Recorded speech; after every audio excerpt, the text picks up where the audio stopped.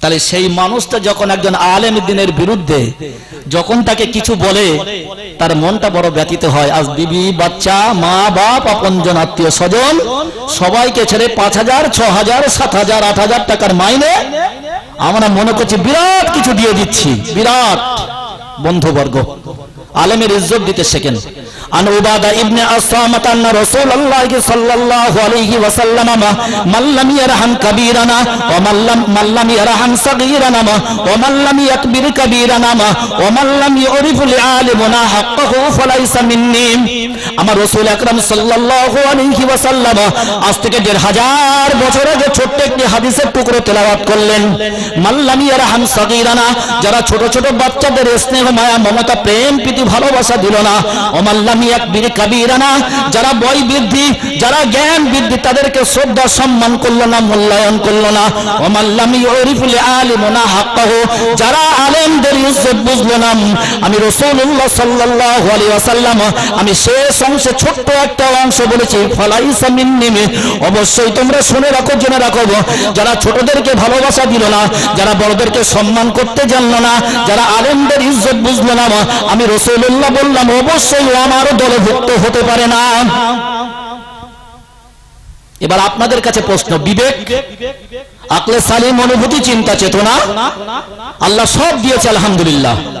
এবার আমি ভাববো যে আল্লাহ আমার কতটুকু জ্ঞান দিয়েছে, সেই জ্ঞানের উপরে ভিত্তি করে আমি বড়দেরকে সম্মান দেবো না সম্মান দেবো না, ছোটদেরকে ভালোবাসবো না ভালোবাসবো না, আলেমদের ইজ্জত করবো না করবো না।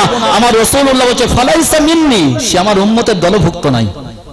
তাহলে পৃথিবীতে কি করতে এলাম? শুধু জলসা হলো বিশ্ব নবী দিবসের সময় ইয়া নবী সালামু আলাইকা, ইয়া রাসূল সালামু আলাইকা। চারি গ্রামে গঞ্জে শহরে শুধু জলসার পর জলসা, কোটি কোটি টাকা ব্যয়। এর আলেম পেশাধারী আলেম 20,000 টাকা থুতুতে গুনে গেল। মাইক ম্যান লাইক ম্যান তার প্রাপ্য বুঝে নিয়ে চলে গেল। আলেমরা আপনাদের কাছে শেষ রাত্রে সম্মানার্থে কিছু তাবারুকের ব্যবস্থা করলো। সকালবেলা টয়লেটে গেলেন, পাকস্থলী পিষে দিল। বরং তারপরের দিন যা ছিলেন ভাইয়ের সঙ্গে কথা বলেন না, হাইয়ালা সালাহ হলে মসজিদ ফাঁকা, ভাই ভাইয়ের দুশমন বলছে তোর জানাজায় আমার সঙ্গে দেখা হবে, ভাইয়ের সামনে প্রাচীর তুলে দিলেন। কি হলো? আত্মসমীক্ষা করেন দিন, আত্মসমীক্ষা করেন। রাসূল আকরাম সাল্লাল্লাহু আলাইহি ওয়াসাল্লাম জানিয়ে দিলেন বাইতুল্লাহ আমরা জানি যারা হজ ব্রত পালন করতে যায়, সারা পৃথিবীর মধ্যে শ্রেষ্ঠ দুটো জায়গা মক্কাতুল মুকাররমা মদিনাতুল মুনাওয়ারা। আমার রাসূলুল্লাহ সাল্লাল্লাহু আলাইহি ওয়াসাল্লাম জানিয়ে দিলেন অবশ্যই ওখানে 1 রাকাত নামাজ পড়লে 1000 নামাজের নেকি। ওইখানে যদি কেউ একজন ইতিকাফ করে, আমি রাসূলুল্লাহ বলছি ওই ইতিকাফের থেকে আপন ভাই যদি আপন ভাইকে সাহায্য করে তার থেকে এইটা উত্তম। একবার জোরে বলেন সুবহানাল্লাহ।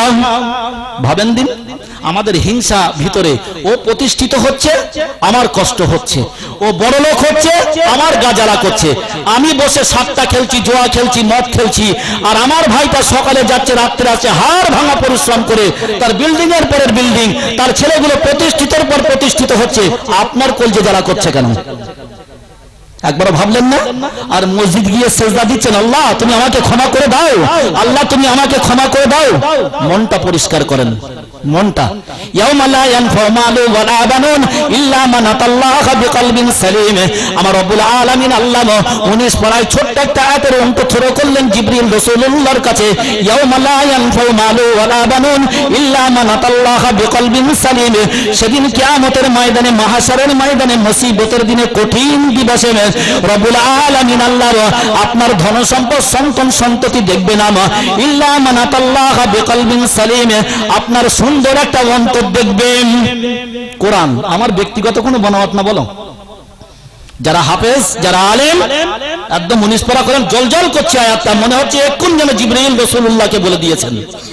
তাহলে যতই আপনি জ্ঞান অর্জন করেন, যতই তাহাজ্জুদ গুজারি হন, যা কিছু করেন না কেন, রব্বুল আলামিন আল্লাহ বিকলবিন সালিম আমার আপনার সুন্দর একটা অন্তর দেখবে, সুন্দর।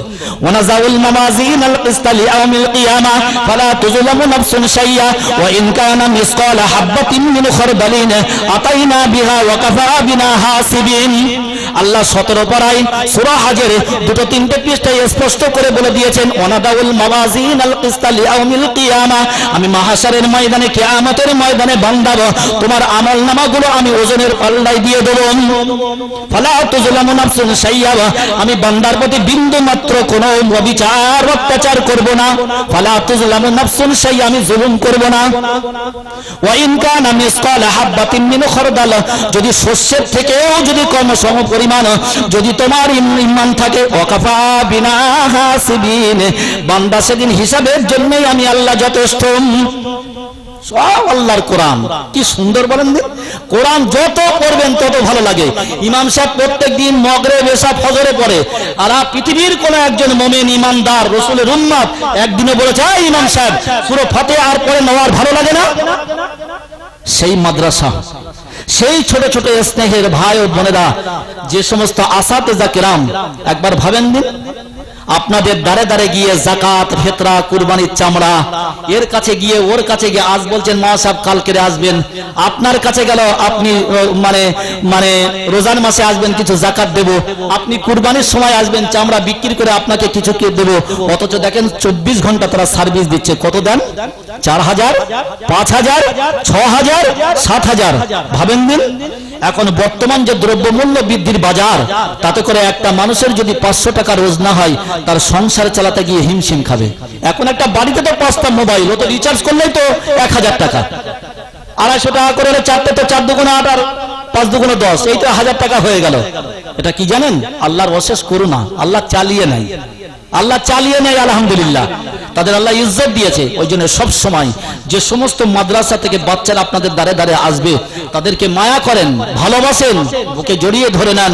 কারণ এই যে স্যার যখন দেখবেন না, মাথায় স্নেহের পরশ বুলিয়ে দেবেন যে বাবু তুমি খেয়েছো। যদি আল্লাহ আপনাদের ধনাঢ্য করে থাকে, যদি কোনো মাসুম বাচ্চা আপনাদের দ্বারে কালেকশন করতে আসে, ওকে জিজ্ঞাসা করেন তোমার বাড়ি কোথায়, তোমরা কয় ভাই বোনি, আব্বা মা কজন, আব্বা বেঁচে আছে, মা বেঁচে আছে, হয়তো দেখা যাচ্ছে একটা পরনের লুঙ্গিটা ছেঁড়া, হয়তো জামার পাঞ্জাবিটার একদিকে সেলাই খোলা। আপনার কাছে একটা লুঙ্গি একটা পাঞ্জাবি তৈরি করা কিচ্ছু না, কারণ আপনিও বছরে যাকাত দেন 1,50,000 টাকা। ওই বাচ্চাটাকে সুন্দর একটা লুঙ্গি কিনে দেন, সুন্দর একটা জামা বানিয়ে দেন, জানেন আমার আল্লাহ কত খুশি হবে। একটা বৃহৎ কবরস্থান, একজন মুরব্বী পরনে পিরাহান, দাড়িগুলো উস্কো খুস্কো সাদা হয়ে গিয়েছে বয়স বৃদ্ধিতে, কাঁধে একটা হাজির মাল, উনি এক প্রান্তে কবরস্থানে দাঁড়িয়ে আছেন।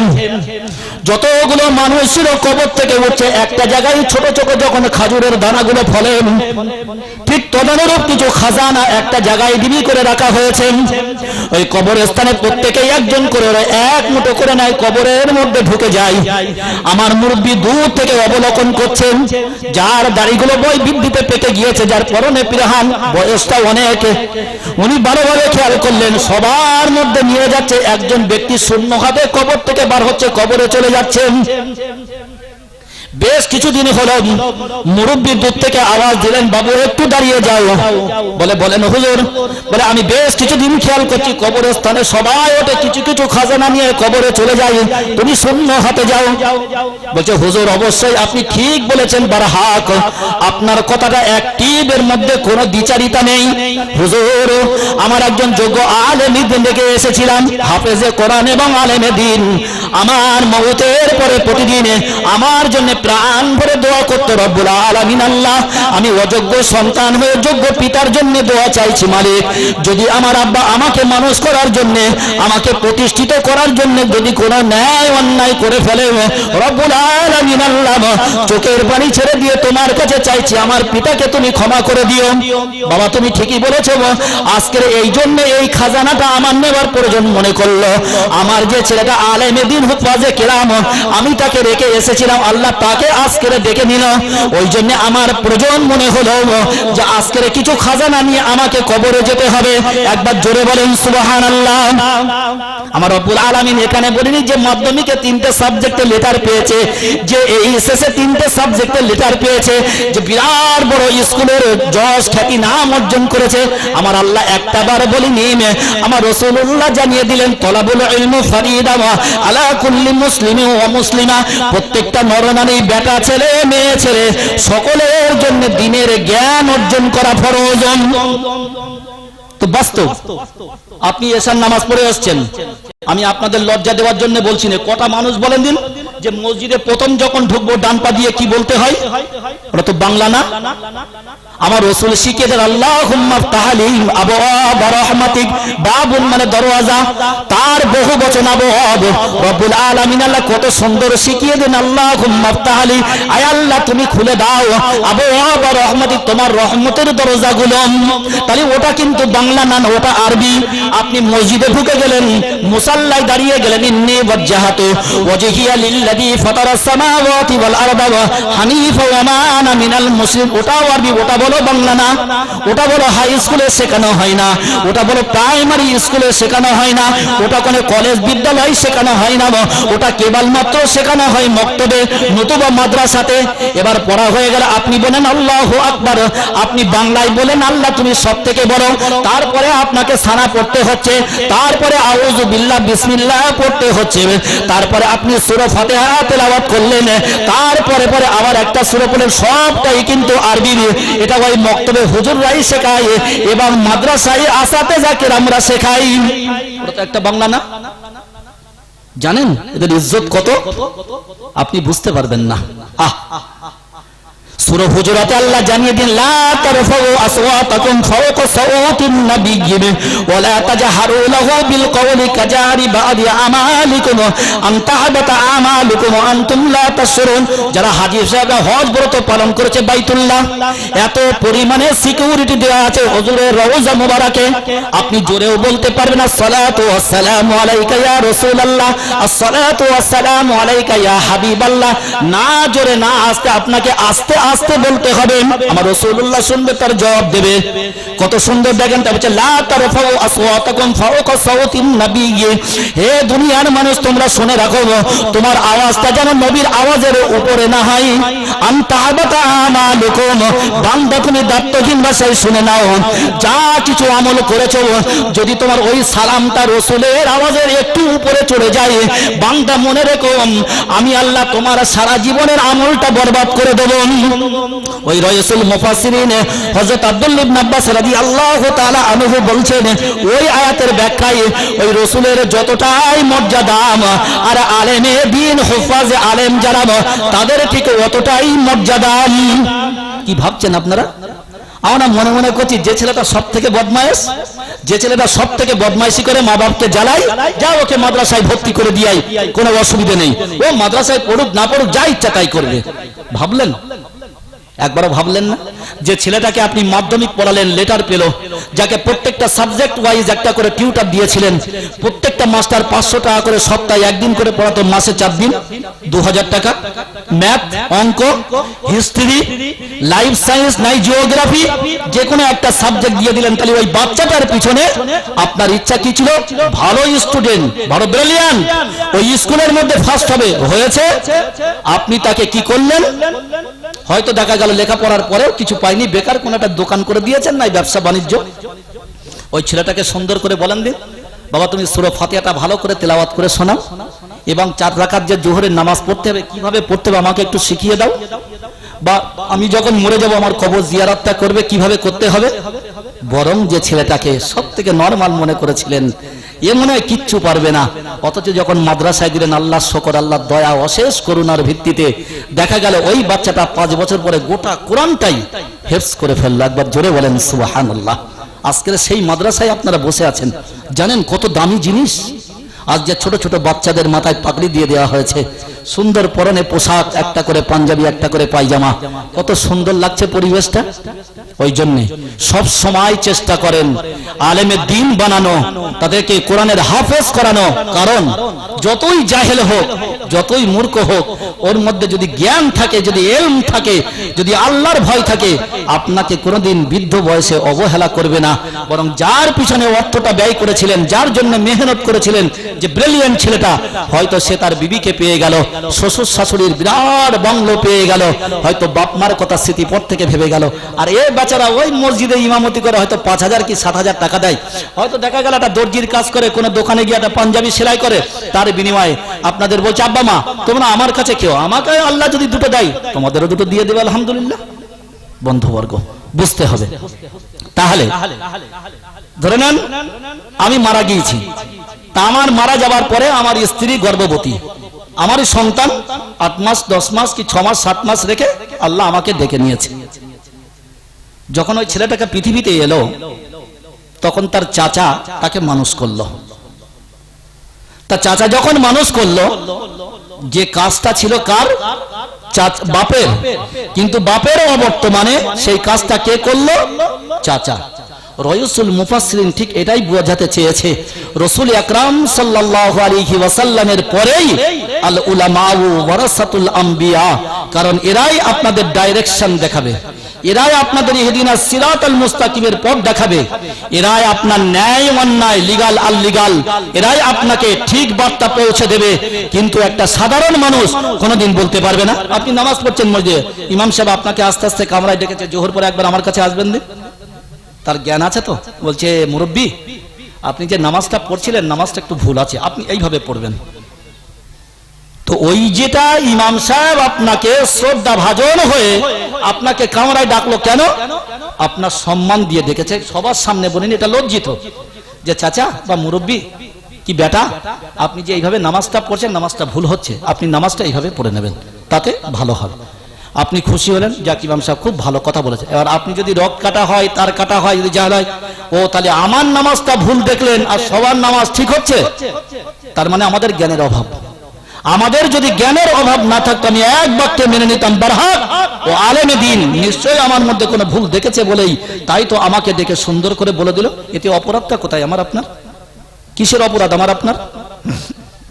বন্ধুবর্গ, তাহলে যে কাজটা ছিল পিতার করলো চাচা, ঠিক তদানুরূপ রাসূল আকরাম সাল্লাল্লাহু আলাইহি ওয়াসাল্লাম আমাদেরকে ইতিম করে চলে গেল, দায়িত্ব দিয়ে গেল আল উলামাউ ওয়ারাসাতুল আম্বিয়া, আমার নবীর ওয়ারিস আলেমে দ্বীন। বারহাক যে সমস্ত মাসার ছেলেরা আসবে সব সময় তাদেরকে ভালোবাসেন, স্নেহের পরশ বুলিয়ে দেন। আমার রাসূলুল্লাহ জানিয়ে দিলেন একটা মাসুম বাচ্চা যখন ঘর থেকে বের হয় তাকে ছোট্ট একটা বক্স দেওয়া, একটা বালি এসে কিছু খাতাপত্র কিছু নোটবুক দেওয়া হয়, হয়তো কিছু মুড়ি চানাচুর বিস্কুট দিয়ে দেওয়া হয়। যেহেতু বাচ্চা মাদ্রাসায় দিয়ে এলেন, 1 মাস পরে বাড়ি আনলেন, আমার রাসূলুল্লাহ জানিয়ে দিলেন বান্দা একবার সুন্দর করে অনুভূতিতে অনুধাবন করে নাও, ওই বাচ্চাটা যখন ঘর ত্যাগ করলো ও শুধু কিন্তু ঘর ত্যাগ করেনি, ও দিনের জ্ঞান অর্জন করার জন্য এক দেশ থেকে আর এক দেশ পাড়ি দিল। ওর একটা ইচ্ছা, একটাই তামান্না, রব্বুল আলামিন আল্লাহ আমার পিতামাতার মনোবাসনা তুমি পূর্ণ করো, আমি না এই হেফজ করলাম নতুবা আলেমে দ্বীন হলাম। আল্লাহ যদি আমাকে তীক্ষ্ণ ব্রেন দেখে হয়তো 2 বছর 2.5 বছর 3 বছরে গোটা কোরআনটাই মুখস্থ করে ফেললাম, নতুবা হয়তো আমি কাফিয়া এবং মিসকাত দাওরা হাদিস পর্যন্ত টাইটেল ভরে হয়ে গেলাম। আমার রাসূলুল্লাহ বলছে ওই মাসুম বাচ্চাটা যখন মাদ্রাসার জন্য ঘর থেকে বার হলো, সমস্ত আসমান থেকে জমিন পর্যন্ত যত মখলুকাত আছে, মাটির অর্থাৎ সমুদ্র বলেন যাই বলেন না কেন, তার থেকে উপর পর্যন্ত যত মখলুকাত আছে ওই মাসুম বাচ্চার জন্য দোয়া করতে থাকে। একবার জোরে বলেন সুবহানাল্লাহ। ভাবতে পারছেন আমি মাধ্যমিক দিতে যাব, ভালো তা আমার আব্বা মা বলছে যা ইমাম সাহেবের কাছে দোয়া নিয়ে আয়, যা। তো ও পরীক্ষা দিতে যাচ্ছে, ওর জন্য কাজ করা কেউ দোয়া করবে না, না আকাশের তারা, না চাঁদ, না সূর্য, না সমুদ্রের পানি, মাছ, না অন্য কোন মখলুকাত, বরং যে ছেলেটাকে আপনি মাদ্রাসায় পাঠাতেন বলে সুম্মা ইয়ারজি, যতক্ষণ পর্যন্ত ও বাড়িতে প্রত্যাবর্তন না করে ততক্ষণ পর্যন্ত কুল কায়নাত তার জন্য দোয়া করতে থাকে। তো স্বাভাবিক। শয়তান কাদের পিছনে বেশি লাগে জানেন? এই যারা আলেমে দ্বীন, যারা হাফেজ হয়। আমি হেফজ কমপ্লিট করেছি 1990 সালে, আমার বয়স এখন 46। শুধু পালিয়ে চলে যেতাম, আমার খুব ভালো মনে আছে। এখানে যাব সেখানে যাব, আব্বার একটা কাপড়ের দোকান ছিল, ধরে নেন এখান থেকে 10 কিলোমিটার। আমার মা জানতো ওর আব্বা যদি বাড়ি আসে ওকে মেরে শেষ করে ফেলবে, প্রচুর মেরেছে, এখনো মনে পিঠেই ছাতার শিকের দাগ আছে আলহামদুলিল্লাহ। আমার মা বেচারা ওই মেয়ে ছেলে 1.5 কিলোমিটার রাস্তা আমার চাস্তো বোনদের নিয়ে আমাকে যে কোনো প্রকারে মাদ্রাসায় পৌঁছে দিত, জানে ওর আব্বা বাড়ি এসে দেখো যে আমার ছেলে মাদ্রাসায় আছে। আবার যেই ফজরের আজান হবে আমি আউট। এইভাবে বেশ কিছুদিন চললো। তখন আমার হয়তো 14 কি 15 পরে আমি হেফজ করছি বর্তমান, আমার খুব ভালো স্মরণ আছে। মায়ের অবদান মানে মেহনত অপরসীম, নইলে আজকে হয়তো আমি এই জায়গাটাই আসতে পারতাম না। তো শয়তান চেষ্টা করবে একজন আলেমকে পথভ্রষ্ট করা, শয়তান চেষ্টা করবে একজন হাফেজ হতে হতে তাকে সরিয়ে দেওয়া, কারণ জানে একটা আলেম হওয়া। আপনি যদি একটা ভালো মনের মানুষ হন তাহলে ভিডিওতে একটি লাইক এন্ড চ্যানেলটিকে সাবস্ক্রাইব করুন। আর হ্যাঁ বন্ধুরা, আমি এটা বলি যে সাবস্ক্রাইব করতে কোনো টাকা লাগে না, তাই কিপটামো না করে একটা লাইক এবং একটা সাবস্ক্রাইব করে দাও।